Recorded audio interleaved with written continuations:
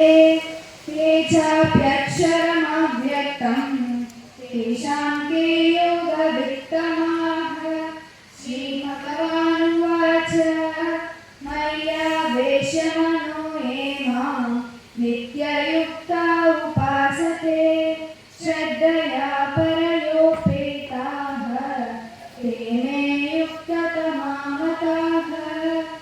एकवाक्षरमनिर्देशम् अव्यक्तं पर्युपासते सर्वत्रमचिन्त्यं च कूटस्थमचलं ध्रुवं सन्नियम्येन्द्रियग्रामं सर्वत्र समबुद्धयः ते प्राप्नुवन्ति मामेव सर्वभूतहिते रताः।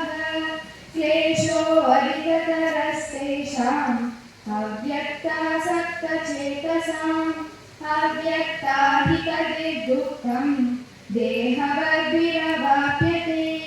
ये तु सर्वाणि कर्माणि मयि सन्न्यस्य मत्पराः अनन्येनैव योगेन मां ध्यायन्त उपासते तेषामहं समुद्धर्तः मृत्युसंसारसागरात् भवामि न चिरात् पार्थ मय्यावेशितचेतसां।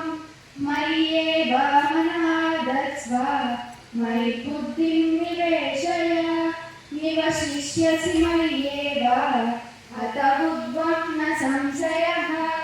अधचित्तं समादातुं न शक्नोषि मयि स्थिरम् अभ्यासयोगेन ततः मामिच्छाप्तुं धनञ्जय।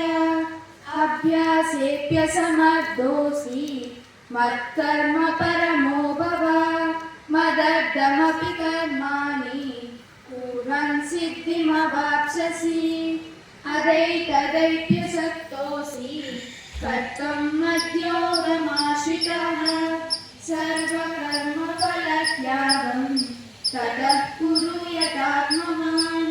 श्रेयो हि ज्ञानमभ्यासात् ज्ञानाद् विशिष्यते ज्ञानात् कर्मफलत्यागः त्यागात् शान्तिरनन्तरम्।